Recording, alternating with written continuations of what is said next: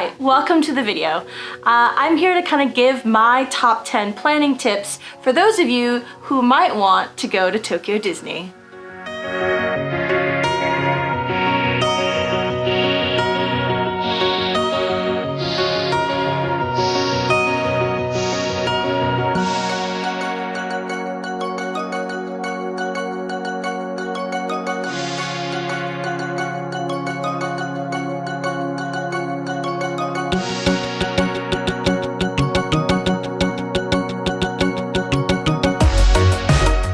Why am I making this video? Well, I decided that planning a trip to Tokyo Disney is not something you decide overnight, unless you live there. If you're from any other place in the world, thinking about going to Tokyo Disney can seem like a really daunting task. And I'm here to tell you that, although yeah, it was a lot of work, it wasn't as unrealistic or overwhelming as you might think. It just takes a lot of planning and it takes a lot of research, but you can get there too if you really want to, and I highly recommend that you do. It's an awesome park. My home park is in California and Disneyland, and I still love it. I think it's still the best park out of all the ones in the world, but Tokyo Disney is really different. If you're a huge Disney fan, it's definitely worth going because there are things there that you can't see anywhere else. The level of detail and customer service at Tokyo Disney is different than any other park that I've ever been to. And I definitely recommend it. So if you're on the fence and you're not quite sure whether you can go, I'm here to tell you that with just a couple of things, some time and planning and budgeting, you can get there too. So here are my top 10 tips for how to get to Tokyo Disney. The first tip that you should really think about when you are considering how to make a Tokyo Disney resort trip possible for you is to research. And I cannot stress this enough. When going to any other country, research is probably one of your most important things because you need to know kind of what you're getting into. I am a crazy researcher. I had spreadsheets. I read and watched everything I could for at least like 6 months before the trip to really get a sense of like what I was getting into. Everything from weather to currency to language differences to cultural differences to just logistics of transportation. Of course, budget and money is a big thing, but I would say Tokyo Disney is a resort that you should really go into knowing what you are going into. Because it is such a heavily populated theme park, there are some downtimes, but for the most part, the crowds you see at Tokyo Disney are way more than crowds you would see at Disneyland or even Walt Disney World. So I really recommend that you make sure you know what you want to see, what you want to do, give yourself the time to do so, and really think about the bigger picture. Like, what are some things that you would be okay not doing to save for a second trip? Because there's no way you can do everything in one trip, please. There are so many details in this park that you're not gonna get everything, and that's okay. The point is to kind of get a sense of it while you're there and really know that you're gonna try to come back, because it's magical in its own way, but it also can be so overwhelming. And I know, if you've ever planned like a Walt Disney World trip with all the different parks, you're gonna have to give up something. So making a list for yourself, just what are the things you definitely want to do, what are the things you definitely want to eat and try, and what are things that are kind of like on the other, like plan B things, where you're like, okay, I don't mind missing that. I guess when planning this trip, just know that there are some things that might not happen, but be okay with it, because there are so many things that will pop up as you are in the parks that are really magical that you will not have planned for too. But planning and giving yourself a structure and doing the research will allow you to have those moments happen and still be able to kind of move with what you want to do. So I would say plan to do what you want, but also plan to explore. One of the things you should do as you're researching is looking up guides. Now, there's not that many guides up about the Tokyo Disney resorts as much as there are about Walt Disney World or Disneyland California. It's harder to do because of the language barrier, and the parks are run a little bit differently. So one resource that I really do recommend is a website called tdrexplorer.com. And the person who runs this site has YouTube videos as well, so you can check out kind of seasonally what's happening. He often translates the today guides so you can see what events are happening, what merch is coming out, what new foods. So that's a great place to go because all of his resources are in English, and you can really pay attention to all of the things that you would like to do that you might not be able to access directly on the Tokyo Disney Resort website, because the translations on the Tokyo Disney website are okay, but oftentimes it skips over and it's a little buggy. It doesn't get everything. And so TDR Explorer does all of that for you, which is really great. And they have a guide as a PDF. You can download it and read it and have it as your research tool. That's what I did. I read through that thing. It's over 50 pages long. It's just every single thing you could possibly think of to think about. Day plans, just touring day plans if you're there for 2 days or 3 days, breaking it down day by day, mornings and afternoons, to figure out kind of pathways of where to get the most done without running into the most people and all that stuff. It's really great. I highly recommend it. You should go check it out. Okay, let's talk about budget. Now, I'm sure budget is a really big thing. It's part of the reason why I waited as long as I did to go. It's daunting to think about, and I went into it with a lot of misconceptions that I didn't realize were totally untrue until I actually got there. So I thought, oh, Japan is gonna be so expensive. There's no way I can afford anything. It's just not a realistic or feasible plan. And I will say, to some extent, our budget had to include some larger ticket things that I didn't think were gonna be as big as they were. But the day-to-day things were not as much, and I was very surprised at the price of food, for example. So food in a Disney park, and I'm used to Disneyland Anaheim prices, so theme park foods are going to be more expensive than regular foods that you get. But there are other options at Tokyo Disneyland that can really maximize savings if you need to save. That being said, you're probably going to Tokyo Disney to try all the snacks and all the food anyway, so it's something that you can juggle with time, but depending on which resort you're staying at, you'll probably have access to a convenience store or a grocery store that you can easily buy less expensive food options and bring it into the park with you. That's always something you can do. But one of the things that you should really consider, and probably the biggest ticket item for you, is the flights. That cost alone, that line item in our spreadsheet was the most expensive thing that we had to really consider. We discovered flying out of a different airport was actually cheaper for us than flying out of the airport closest to us. So we were gonna fly out of San Francisco originally and realized, oh wait, if we fly out of LA, we could save over $800. It just worked out that way. It was crazy. So it was worth it for us to buy a ticket to fly down to LA first, and then board the flight from LA to Narita Airport than it was for us to fly directly from San Francisco to Japan.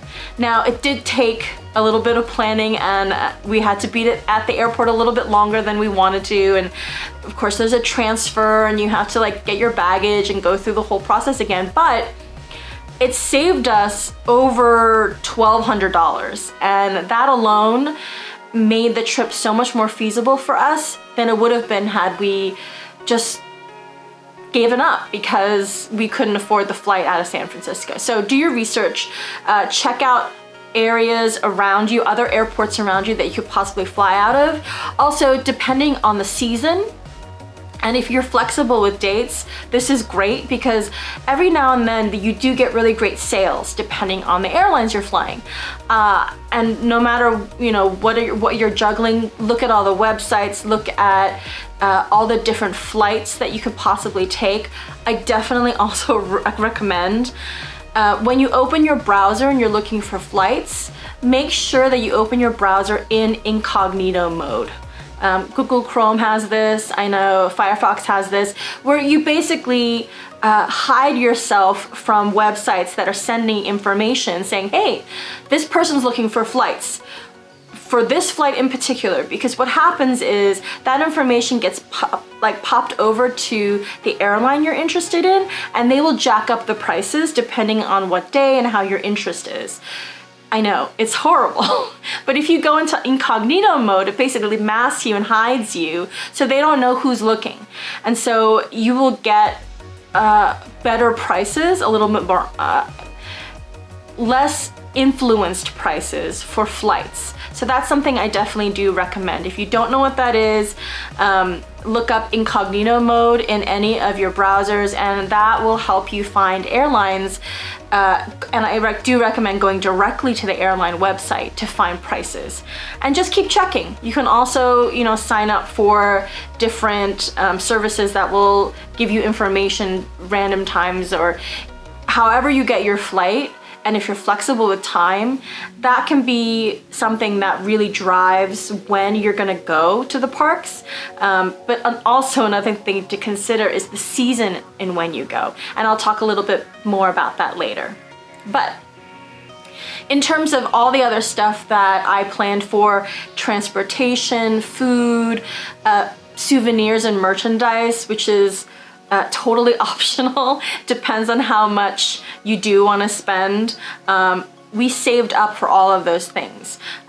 We stopped going to Disneyland for a while, knowing that all of our savings was going towards this trip, and it made it all the more nicer when we went to realize, hey, food is not that expensive here. You can get really great meals for a lot less. The merchandise, if you check out my Tokyo Disney haul, you'll know that the merchandise for a lot of the items is also a lot less than the US parks. The exchange rate is not as bad as I thought it was gonna be. It was a lot more manageable.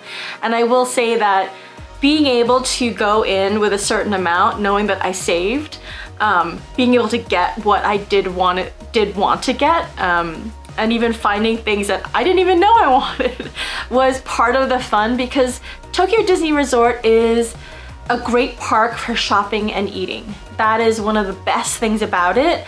And if you want to take advantage of that, it's all about making sure you put in a good amount in your spreadsheet for your budget. And I know some people are like, oh, well, I'm only gonna spend this much. And then when you get there, the reality of it is that you spend more. So I always opt for the option of, okay, be realistic with myself and always budget more than you think, because you don't know what's gonna happen when you get there. I always like to have a little bit of emergency cushion money, whether it's because something went wrong and we need, you know, a quick cab ride, or something we need to pay for something because something broke down or we were missing it. Like, just have that cushion money and you'll be fine. But I think it's a conversation you need to have with whoever you're going with, and just be really practical about it, and then take time to save over the year. I would say if you have all the funds in the world, awesome. I would be traveling to Tokyo Disney all the time, but like most people, we have to save up. So I definitely say take advantage of it. Use the time that you're saving to hype yourself up and do research. That's what I did. Half the fun of a trip is really just planning for it, and that fun can be incorporated into the trip itself. I will also say that the ticket prices for Tokyo Disney is a lot more reasonable. Ridiculously a lot more reasonable than how much I pay for an annual pass here at Disneyland, or for any trips that I've taken to Walt Disney World. I don't know how they do this. Another company does run Tokyo Disney, and they work hand in hand, and they lease the kind of the creative and the licensing deals from Disney, but it's another company that does that. I don't know how they get ticket prices to be as low as they are, because for 4 days of the park for one person, at the time we went, it was around $250, which, if you know the way prices have jacked up every year, Walt Disney World does this, every year Disneyland does this, the price of tickets go up and up and up by percentages. And so you could go for maybe 2 days park hopper at Disneyland for that same amount. And that alone made us all the more determined to go, because it really was the price of the flight. That was the thing that ate up the most for us. Once we got over that and saved up for that, everything else just felt like a regular Disney trip. So I definitely recommend thinking about, and if you can snag a really great price for a flight, you're halfway there. Okay, number 3, hotels. Now, this was something that really confused me, even in all my research and looking at everything online about what was going on. Figuring out how to navigate the Tokyo Disney website to figure out how to book hotels if you wanted to do an official Disney hotel or one of the hotels on resort property was so difficult, because I don't read Japanese, and I know a little bit. I speak a little bit, and I can hear. I can speak a little bit, and I can understand a lot more than I can speak, but I can't read it. So on the website, if you don't read Japanese, it's really difficult to book hotels there. And a lot of the time, for most of the hotels online, you need to have a Japanese credit card in order to book it and use it. Now, I'm sure some of that is changing. They were making some adjustments to the new Ambassador Hotel reservations that were happening when I looked at it. And I also noticed that some people were accessing, you can call Walt Disney World reservations and ask to transfer to Tokyo, Japan, and you could do it over the phone as well. That takes a lot of juggling. You have to figure out the time difference. You have to figure out like what the prices are. And I just didn't want to get into that. Frankly, I did the pricing on the websites just to see the taste of how much it might cost to stay at the Disneyland Hotel. Plus, and this is one thing too that's fairly annoying, when you book a vacation package on the website itself, you can only book a vacation package for a maximum of 2 days. I don't know why they do this. I'm assuming it's geared more towards locals who probably won't spend more than 2 days at the park anyway. Vacations are more of a rare thing in Japan. Families save up and they just don't have as much time to spend on that kind of stuff. So 2 days is all you could do. We wanted to spend 4 days. 4 days meant we would have to cobble together a different way where you could do like 2 resort packages together at the same time at the consecutive days, and I just didn't want to deal with all of that stuff. It was just too confusing. I really do hope in the future that they understand that there is a foreign market for people who would love to stay at the Miracosta or at Disneyland Hotel in Japan. But right now, it's really geared towards locals. So if you know somebody in Japan who can book this for you, if you have relatives or friends, awesome. I didn't. And I wasn't about to kind of go into that blind because I knew we wanted to spend 4 days. And honestly, it just wasn't worth the headache for me to figure out that system. So what I did instead was I looked at the hotels around the Disney resort. So not on property, but still on the monorail line, so that you could get access to the parks and be guaranteed park tickets for the days you're going without the hassle and frankly the price tag of staying at an official Disney hotel. Looked frankly at the Ambassador Hotel which is the official Disney hotel on site. And I thought, oh, it's our first trip. It might be nice to have that extra magic. But the price for 2 nights at the Ambassador Hotel was the same price as 5 nights at the Hilton Tokyo Bay. And I knew we weren't gonna be spending that much time in hotels. Honestly, I wanted to be in the parks, but I couldn't justify it to myself what they considered perks of staying at an on-site hotel versus staying at the Tokyo Bay, Hilton Tokyo Bay, right across from the street from the monorail.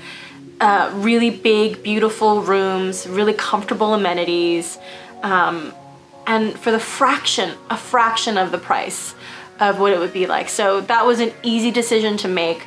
We booked it all beforehand. It was such a great deal. I do not regret it. I highly recommend the Hilton Tokyo Bay if you are going, especially if you are not used to traveling to Asia. If you are used to kind of Western style rooms and bathrooms and amenities, this is a great place to kind of ease into a trip where you might go to downtown Tokyo later in your trip or go to other parts of Japan later in your trip, but are still kind of making that transition, because it's a great way to kind of ease into both language and cultural differences and also getting the comforts of a larger space, because every other room after that we stayed in Japan was a quarter of the size of the room that we had there. So you kind of get used to it, but it was such a comfortable experience, especially being in a theme park where you're just walking all day. We went in the summer, it was so hot, so having the relief of coming back to a really well air-conditioned room that was clean and well made up, it was just, the service was excellent. And the other thing about booking a room at an official Disney hotel that's off-site is that they have a kiosk and a place where they sell Disney tickets directly. Now, it's all in cash. That's one thing to know. Japan is a cash society, so you have to withdraw enough money. So just plan ahead for that. Again, part of your research is knowing which ATMs to go to and how much cash to carry with you and all that stuff. But definitely know that to buy tickets, you need cash. And what they do is, if you're staying at that hotel, they will guarantee that they have tickets to the parks for you in those hotels. Oftentimes when the season is busy, or it's like there's a new festival happening or new merch is happening, the parks will sell out of tickets. So most local Japanese people will, if they don't have annual passes, will buy their Disney tickets at a Disney store somewhere in their neighborhood. If you are at the hotel, even if the park is sold out, they always have a reserve amount of tickets for their guests. So you are guaranteed park tickets if you are a guest at that hotel, which was a really great kind of sense of comfort for me, knowing that I didn't have to worry about that aspect, because it's hard to buy tickets ahead of time when you're going into the park. So we couldn't buy tickets before we flew out of the US. We had to go there to get tickets. And so all of that was planned around the idea that, oh, we can just go downstairs, buy our tickets, and no stress. Okay, the fourth tip to think about in this is understanding the culture of the park. If you're used to a certain park and your home park is Walt Disney World or it's Disneyland California, you know that there's certain things that happen. You know the way the crowds move, you know how to ask for things, you understand what to do when shows happen or when to line up for Fantasmic or how to get fast passes, all that stuff. Tokyo Disney has a very different system. The cultural etiquette of being in this park is unlike any other park you've ever been to. And I will say, some of it I wish we could have brought back with us because it's so civilized, and other things frustrated me to no end. And had I not gone in knowing what was gonna happen, I would have had a really sour experience. And so just, again, it comes down to research, but one of the big things that surprised me was character meet and greets and what the culture of that is. At Disneyland Paris, at Disneyland Anaheim, Walt Disney World, when there's a character meet and greet and you know it's gonna happen, people form a line. There is a queue. People know when it's your turn to go up. There's a photo pass person with a camera who will take your photo. And all of those things happen in great ways so that you can have a good experience. And when the character goes away, you know that the cast member will tell you that the line is done and that the character is going to come back at a later time. And then you wait, right?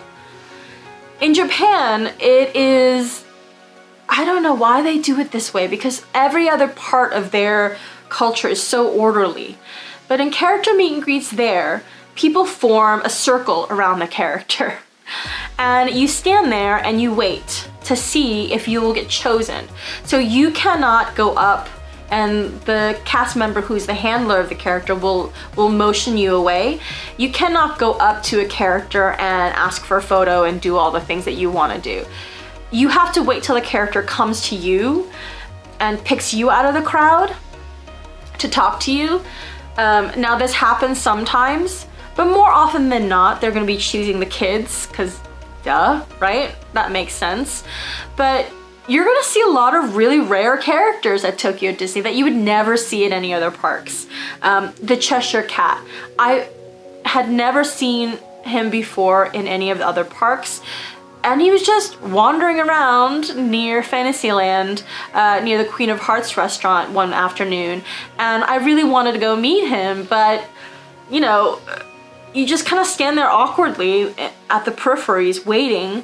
Some people were a little bit more aggressive. You could tell they had like dressed up and cosplayed or Disney bounded as, you know, their favorite character, and they kind of knew to stand right in front and kind of push their way forward. But there's no guarantee you're gonna see this character, because after a certain time, it's their break and they have to go. So don't be disappointed about things like that. There are places where characters come out. You can do your research and find out where those are. And when they come out, there's rare moments when they're not surrounded by people where they will just let you take a selfie with them or take a photo. And those moments can happen, but they're very fleeting. So it's almost like you have to be lucky with timing, but just know that don't be disappointed if you don't get a picture with, you know, that character.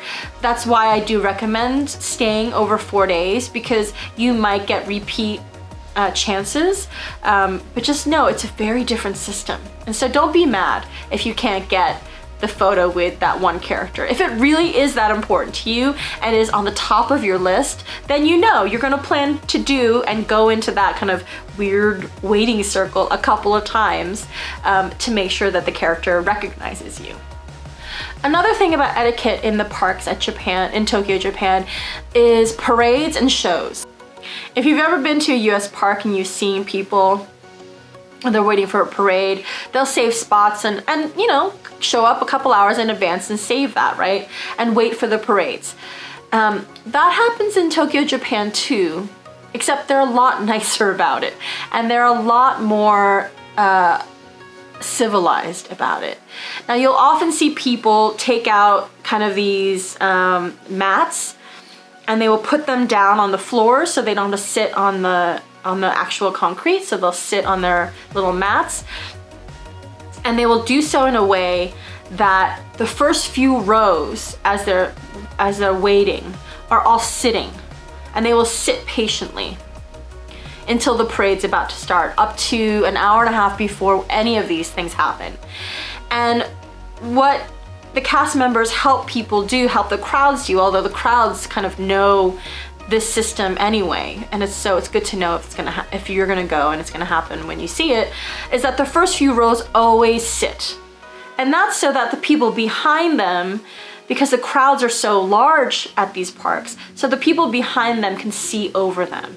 So you're not gonna get the case of the person putting their kid over their shoulder with their cell phones, taking video, like blocking it for everybody else. Like, you're not gonna get into scenarios like that. And I know that's happened in US parks where people have gotten into arguments and it just makes other people's experience around them really bad. In Japan, the etiquette and the culture is to think about other people too. And this is one thing that I wish they would bring to the US parks, because I feel like Disney fans would understand, but it's not really part of the American culture to have a constant sense of responsibility for thinking about other people's experiences as well. So there's this sense of, okay, if we all have a good time and I do my part and I'm responsible for my part, then we can collectively have a good time. And this is how it is in Tokyo, Japan. So you'll often see in any of the big crowds, the big shows that happens, it never feels like you're kind of screwed over. They're very orderly about it. They will ask you to move politely if they need to go through a pathway or you're blocking something. But for the most part, everyone just lines up. When we first went into the parks and before they were open, we were lining up for Tokyo Disneyland, that's what we did. People showed up, they put down little mats, broke open their breakfast, had little picnics, and when it was ready to go, people all stood up, closed in as much space as possible so that we could all get in, and it was easy breezy and so much less stressful than kind of rope drop at Disneyland, where people tend to kind of push each other. I mean, they were running at Disney Sea too, and they run even though people tell people not to run at rope drop. So that's just excitement, I understand that. But it's the meanness behind it that I don't get, where people kind of push each other, and that's what I don't like. And you don't see that at Tokyo Disney, which is really awesome. Okay, so planning tip number 5, something to really think about, is when to go. When should you go to Tokyo Disney? What season to go to Tokyo Disney? Now, some of you might have the flexibility to be able to choose when you go. Other people might not have that flexibility because of work, kids, just school schedules, and really summer or winter break might be the most realistic times for you to go. If that's the case, I do recommend thinking about adding a couple more days, or really thinking about what your objectives are to make your trip as pleasant and fun as possible and not be as stressed. Mainly because the crowds can get quite large. The amount of people that we saw when we went, and we weren't even going during really peak times, at certain points, especially if you have anxiety with crowds or you're not quite comfortable with that hustle and bustle, you're gonna need to take breaks. So just be aware that it can be, the crowds can be quite snug. Personal space is a little bit different in Asia as well, and so you're gonna get you're gonna get to know your neighbors really well. So just be aware that that's part of the experience and plan for it. The summertime, which is it's not summer as in summer here in the US where you have June through maybe August, and then it peters out, and then September gets cooler, and then you're good to go. They have different seasons, so it gets warmer from June to July. It's rainy season starts to happen, but the really intense humidity and heat happens in full force end of July, August, and bleeds into September, and possibly even into October, depending on the patterns and the weather systems. And with global warming, things are happening at different times now, or it's more intense at others. So just know that when I talk about humidity, I am talking about a different kind of humidity than something in Florida or in other parts of the world where you're like, oh, I can deal with humidity, not a big problem, right? I grew up in New Jersey and we had humidity there. I survived it. The humidity in Japan is on a whole other level. And this isn't particularly because you are also walking the parks and expending a lot of energy. And so you have to be really careful if you're planning on going anytime in between June and August. I do recommend not going during those times because it can be just really overbearing.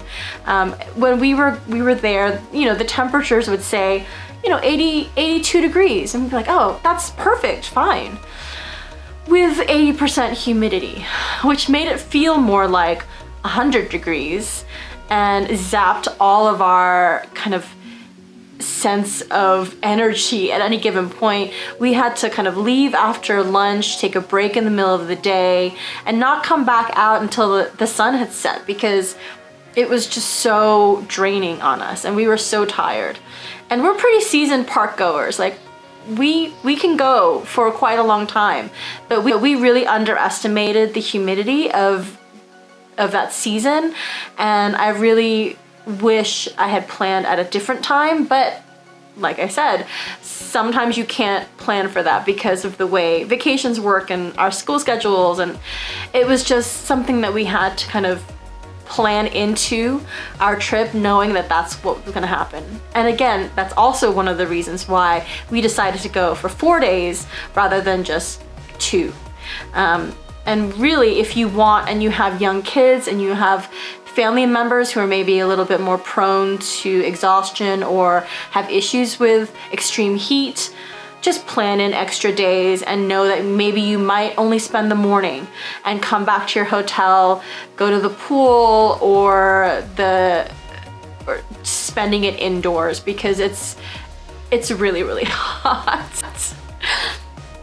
That being said, there are some moments in this crowd calendar where you can actually check it out. TDR Explorer has a great crowd calendar that you can check out to see which seasons are the most busy and which are not. There are brief pockets where it is not as busy, but for the most part, there are no real down periods. Not really.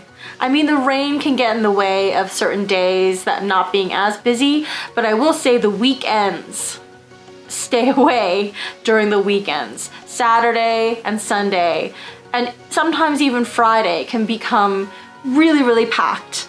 So the best time that I do recommend is trying to book a trip from Tuesday to Friday being your last day of your trip. That way you can get the most done in the middle of the week where there's less people, and then kind of hit your all-time favorites and you're kind of more acclimated to the parks.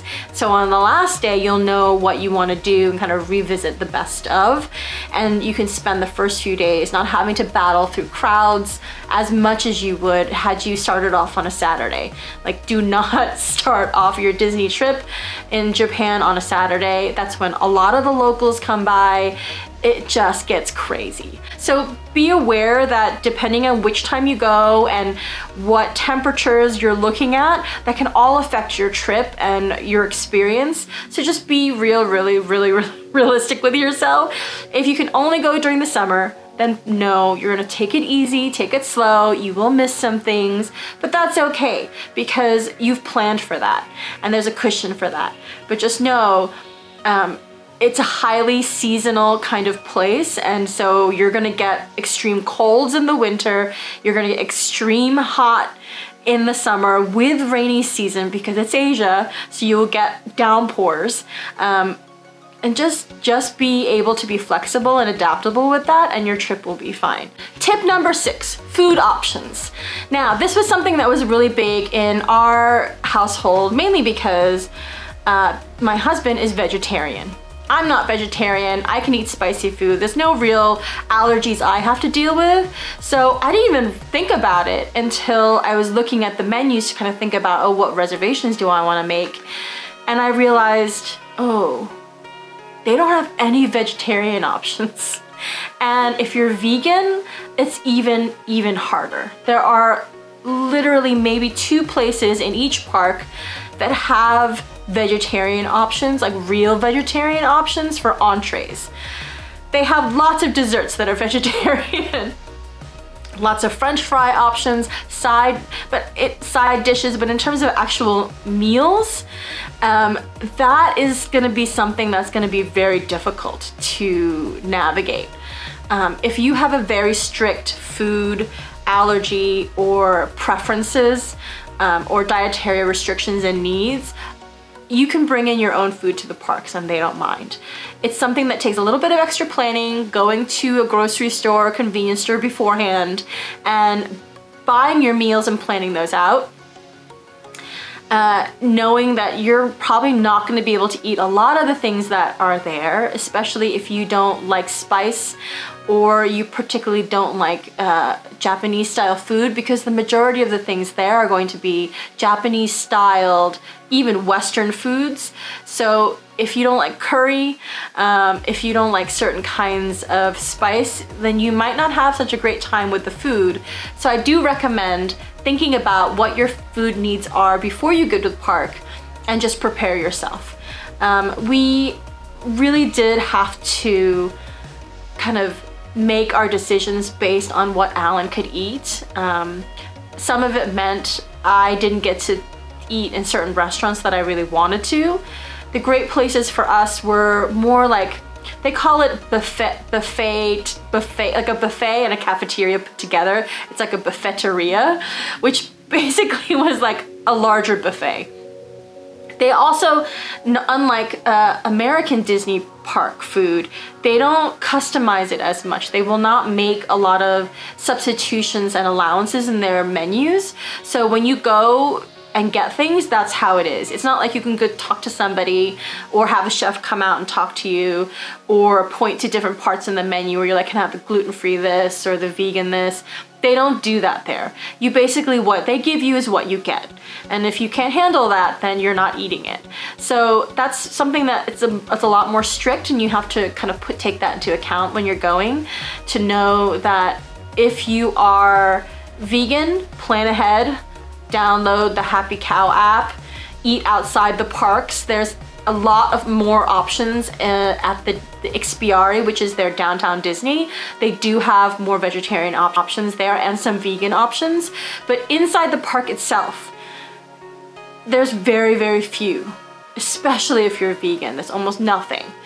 So just bring your own food, plan ahead, or as Alan did, know that he's just gonna eat a lot of dessert, and he was perfectly okay with that. Now I know some people actually need real food, and that's an issue, but he was fine just eating a lot of ice cream and sweet desserts, and that made the bulk of his food decisions. Okay. Tip number 7, how many days to spend at Tokyo Disneyland? How long do you want to stay? Of course, that question has to be considered with budget, timing, how many people you have, all that stuff. But for those of you who really want to get the full experience, I definitely recommend taking advantage of the 4-day pass. That's the most you can book on one pass. There's other ways you can kind of cobble together more than 4 days. So if you decide to stay 5 or 6 days, what you would do is you would get a 4-day pass, and then for the additional day on the end, take another 1-day pass or do a 2-day pass. But just know that when you do that, you lose the park hopping advantage of the last 2 days of the 4-day pass. So what it would look like would be 1 day at one park, 1 day at another park. Then the last 2 days are park hopping. And then if you wanted to stay for a 5th day, you would have to buy a ticket for one specific park. You couldn't just buy a park hopper park. So just know that that's the way the system is.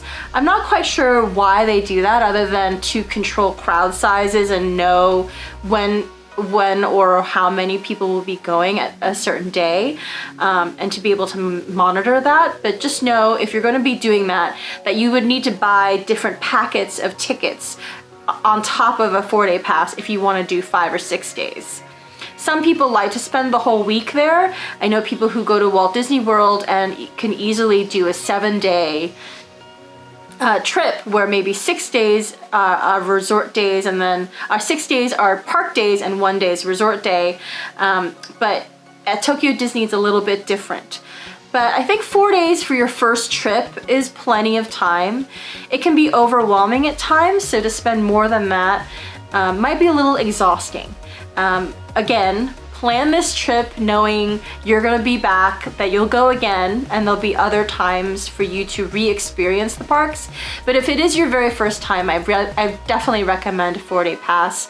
It allows you to kind of ease into the process. You will be exhausted at the end of it because you'll have walked miles and miles and miles, and just know that that's all part of the process and the experience. But for the first time visitor, 4 days, it's plenty of time. Tip number 8, transportation. What do you do when you land at the hotel that you're gonna be at? How do you get to and from the parks? How do you get to your hotel? If you're flying directly to Japan and from the airport going to the Disney parks and not stopping by and doing other Japanese cities first, then there is an actual bus. And I flew into Narita, and there is a bus ticket terminal counter as you come out of the baggage claim area. So once you come out there, you can see different options for buses. If you don't read Japanese or just basic characters and you're not quite sure, there is an informational booth and an informational section that's for visitors, foreign visitors, and there are people who speak English who can help you. But just doing a little bit of extra research at the beginning, you'll be able to see which counters to take. And there's a specific bus company that will take you from Narita Airport and will take you all the way to most of the surrounding hotels on the monorail. So that bus for us cost $10 a person, really a little bit less than that if you take into consideration the dollar to yen exchange rate, but it was great. It's about an hour. Narita Airport is farther away from central downtown Tokyo than Haneda Airport. So if you're flying into Haneda, your trip is going to be a lot less time consuming. I definitely recommend if you can fly into Haneda Airport and it is financially okay for you to do that. But otherwise Narita is fine too. It just takes an hour to get into the Tokyo area, and then once you're there, it makes this loop around all the different hotels, and that can take anywhere from 10 to 30 minutes, depending on where in the loop you are. For whatever reason, the Hilton Tokyo Bay, we passed it many times in the loop, but they didn't actually stop at that hotel until maybe 35, 40 minutes in, and so we got in, we budgeted maybe an hour and a half, and really it just took about almost 2 hours to get into our room from the airport. It was just one of those things, traffic, you can't really anticipate any of that stuff. Plus they stop at every single hotel. The bus driver was really nice, helped with bags, let you off. There's a very clear screen at the beginning of the bus that will tell you in multiple languages. And if you check out the travel day vlog, in the Japan playlist, you'll see what that looks like. Really clearly announcing which hotel was next, where they were going. So even if you don't speak or understand Japanese, they had it in Chinese, they had Mandarin, they had it in Korean, they had it in English. So you're covered in any language and you'll understand where to go. So that was not a problem at all. Once you get into your hotel, getting to the parks, if you're gonna be going onto the monorail system, is really easy. And one of the great things about the monorail there is that it actually goes to places. And this is coming from somebody whose home park is Disneyland, Anaheim, where the monorail kind of just goes to downtown Disney, stops at Tomorrowland, and that's all it does. It just loops to those two places. It's not really a real transportation option. It's more just like another ride. The monorail at Tokyo Disney Resort is actual real transportation. It will take you to various parts of the park and in that area. So it goes in a loop and it just goes in one direction. So depending on where you get on and get off, it depends on where in the loop you are. So it stops at Disneyland, Disney Sea, the Bayside Station, which was right across from the Hilton Tokyo Bay and multiple other hotels. And then it also stops at, it's called the Gateway Station, but it's where Ikspiari is, and also where the JR Maihama station is. If you want to take that station and go directly into Tokyo, downtown, central Tokyo, it will take you there. So it's a really great option. It's big, there's lots of seating. It will get crowded in the mornings when people are all trying to get to Disney Sea. Honestly, most people are going to Disney Sea. When we got on the train a couple of mornings, we were going to Disneyland, and we were kind of alarmed at how many people were in the train, and we were like, oh my gosh, they're all going. But as soon as we got to the Disney Sea stop, everybody got out, and maybe like us and 2 other people were still in the carriage. So Disney Sea is way more popular, but it's such a nice experience to be on that monorail. It's quick, it's efficient, it's always on time. During peak crowd times, the train will come every 3 minutes. It's really great. And the longest we ever waited was maybe 6 minutes, but it just continually loops and goes around, and so it's a great option. I highly recommend it. There are ridiculously, at the Hilton Tokyo Bay, they do also have free shuttle buses that will literally drive you from the front of the hotel to the Bayside monorail station, which is maybe a 4-minute walk away, but you can get on a bus if you really don't want to go outside, or you have mobility issues, like that's justifiable. If you have mobility issues, the bus will literally take you, and it's free, take you to the Bayside station, and you can go up through there. In terms of accessibility, they're trying to make it better.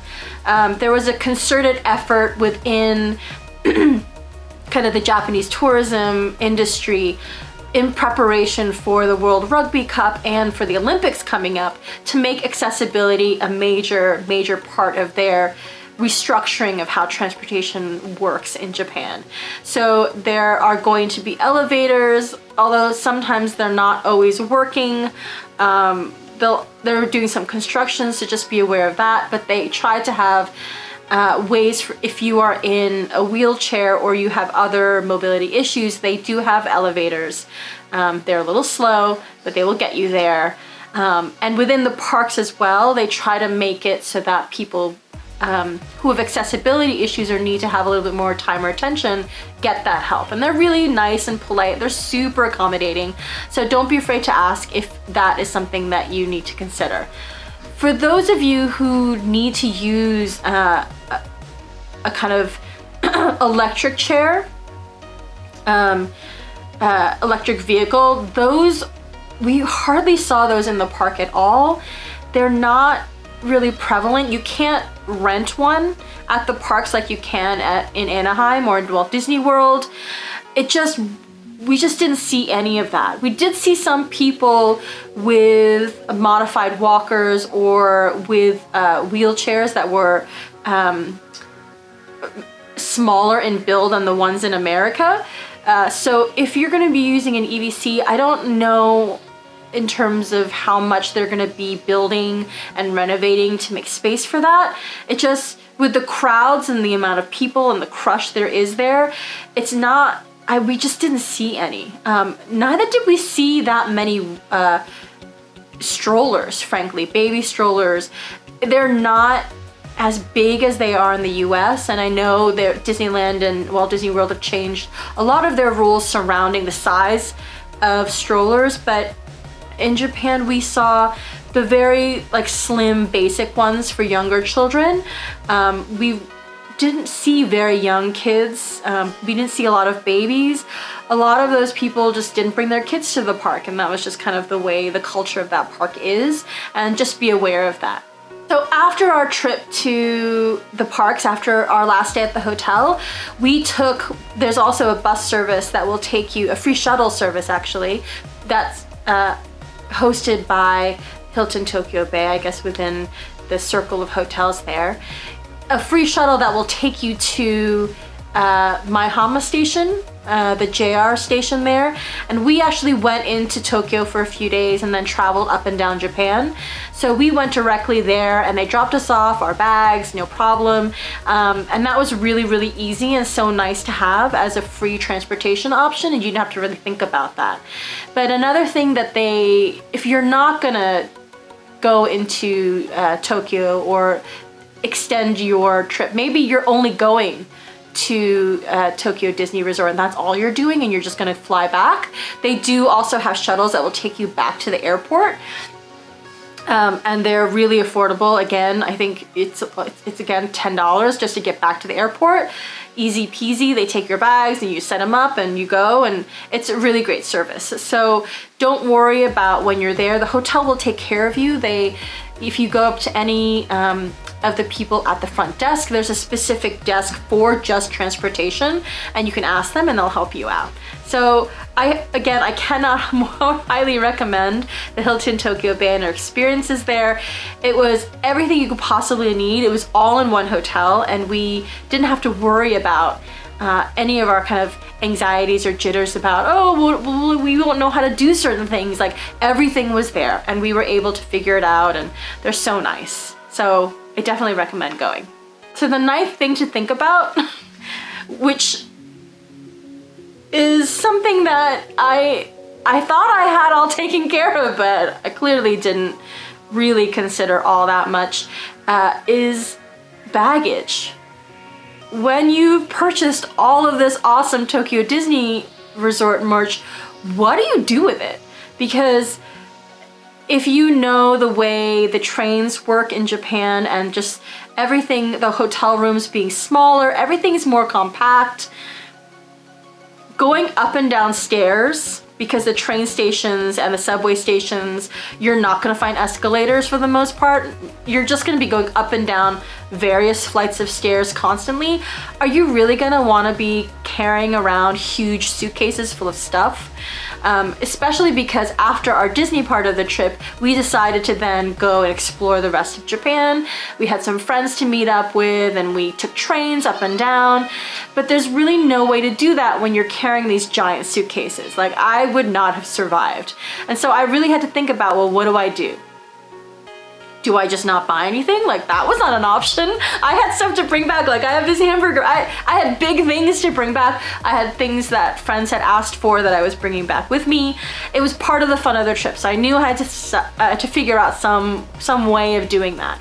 And so the option that I found that made the most sense for me was taking advantage of the baggage shipping centers in Japan. Now, I wish we had this in the US, but I don't know, we just can't get it together. But in Japan, there's this brilliant thing called baggage shipping. And you'll most likely see this in any of the major hotels you go to. Train stations also do them, airports had them. And specifically, there was a company called Kuroneko, which means black cat. And their icon for their company is a little running black cat. So it's really cute. But all they do is they take suitcases and baggage and deliver it from hotel to hotel, or hotel to home, or to train station, or any of their centers or desks or kiosks that handle baggage shipping. And for the price of $25, you can have baggage taken and shipped anywhere that you're going. This was an amazing option for us because I brought one whole large suitcase completely empty, with another medium-sized suitcase inside that was empty as well, pretty empty, like with gifts for people so I can like get rid of it. So it would be empty for my souvenirs. And I filled those two suitcases up no problem by the end of my trip. But for the Disney part of my trip, we had filled up the entire big pink one. And that big suitcase, I did not want to haul around with me. It was not gonna happen. So what I did was I had the Kuroneko company hold on to it for a week, and they will hold it and then send it to the hotel we were staying at. That was gonna be the hotel we were gonna be at for the last few days of our Japan trip. So when we got to the hotel, I had a slip of paper. The women at the counter were really lovely. They help you fill everything out. You just have to provide them, like hotel address. I had all of that printed out beforehand. Please print things out. All of our reservations were on paper. We can just give it to them. They filled out all the forms for us. For $25, they held that bag for a week.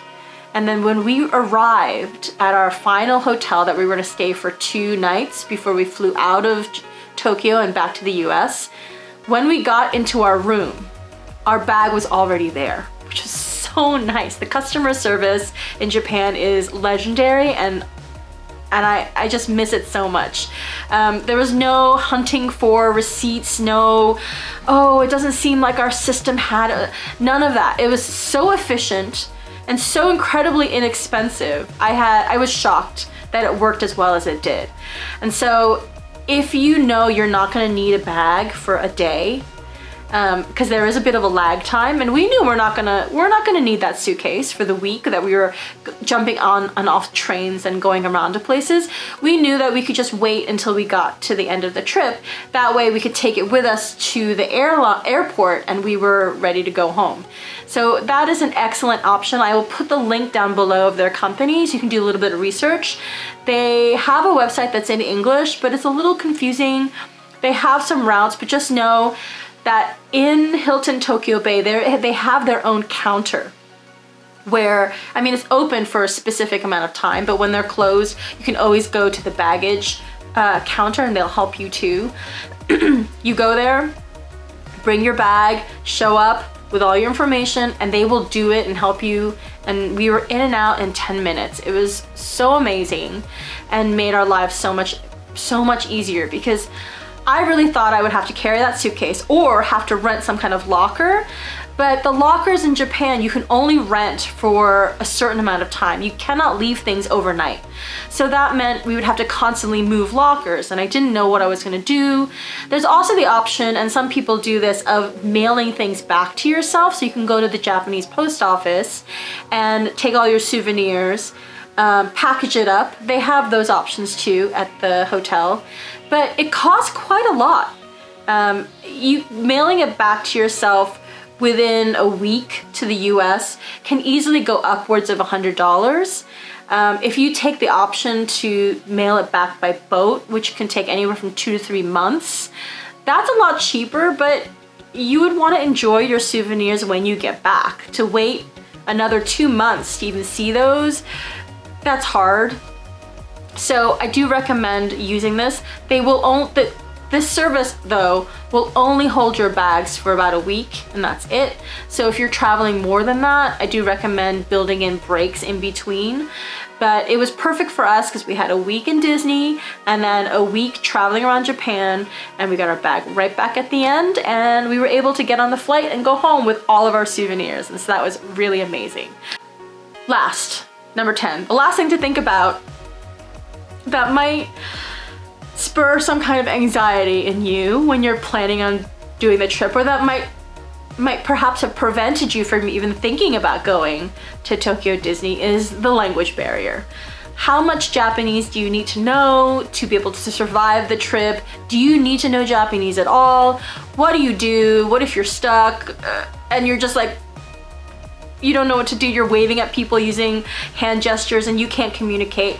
I know for some people that's a sense of anxiety that they can't get over, or they feel like, okay, this trip is just not feasible for me because maybe, you know, the other language you know is Spanish and you just don't know any other language.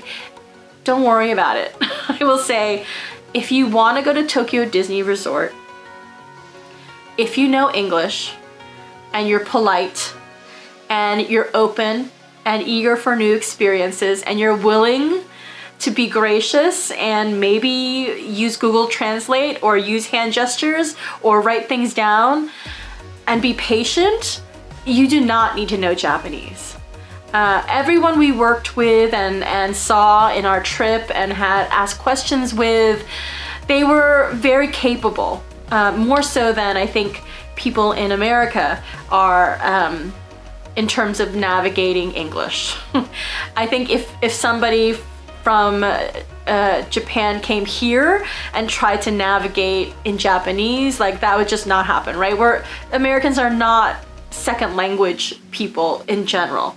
But in Japan, they have, even if they might feel embarrassed or not want to speak English because their English wouldn't be perfect, they still have a very rudimentary level of understanding. But especially the people who work at the Disney parks and at the hotels, they do have a working knowledge of English, especially around travel and figuring out tickets and show times and things like that. At one point at Disney Sea, we couldn't figure out how to get to the place where they did the ticket lottery to see big band beat, and we were kind of lost because the park is huge and we didn't know where to go, and we were just standing around awkwardly looking at things. And then a cast member stopped by and asked if we needed some help, and we explained kind of like, oh, well, we don't know where to go, where is this location? And he was so nice. He immediately was like, oh, I know where to go, just follow me. And he actually walked us to the location. He was really, really nice. Asked us where we were from.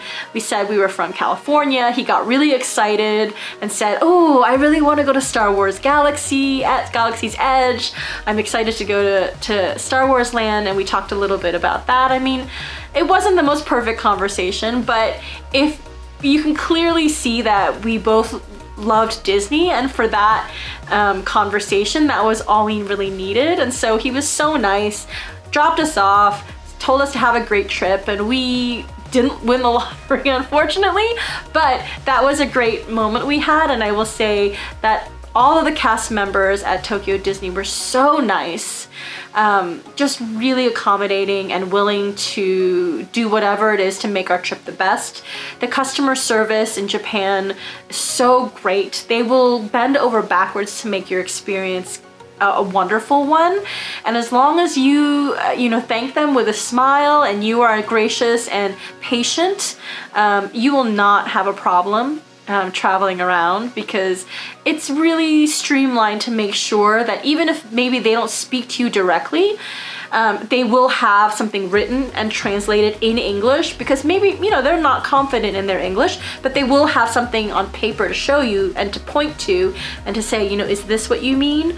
There's a lot of options that you'll see like that, where either they'll point to signage or they'll have something directly translated all ready to show you if they're not confident in speaking English. But, you take it as it is, and it's just know that you realize you can't speak Japanese or you can't read it, and they might feel just as embarrassed because they're not as confident with their English, even though they're fine. But it's just knowing that, hey, we're all here at Disney, we're gonna have a great time. So do not be afraid if you do not speak any Japanese or don't read Japanese. Signage is always in English for the important stuff. So you will be fine. You will be fine. If you do, however, want to learn, that's always a leg up.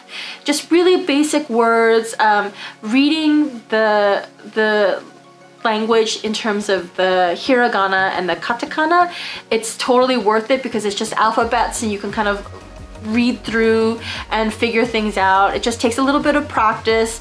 Go take a Japanese language class, a conversation class if you're really interested. It will add to your experience all the more, and you will feel more confident in your trip.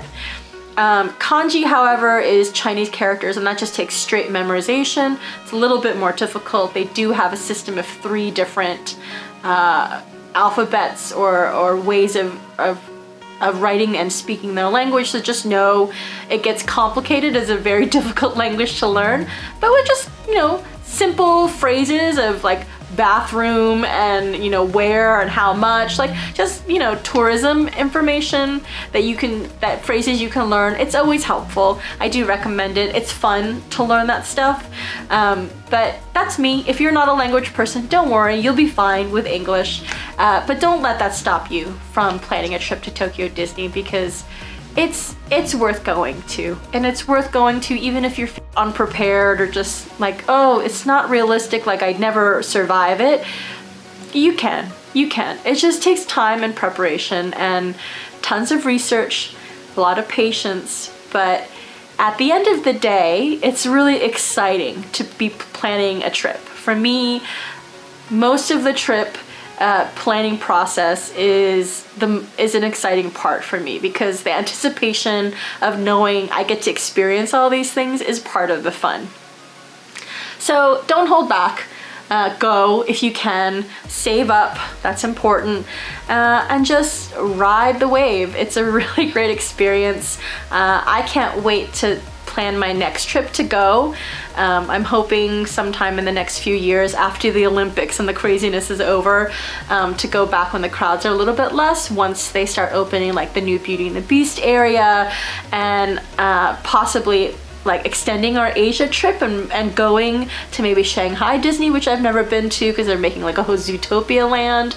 I'm excited for that, but we'll be back, And I highly recommend, if you've never been there, what are you waiting for? Stop watching this video, start planning, go do your research, check out our Tokyo Disney vlogs, see what we were doing and what we've experienced, because it's so much fun.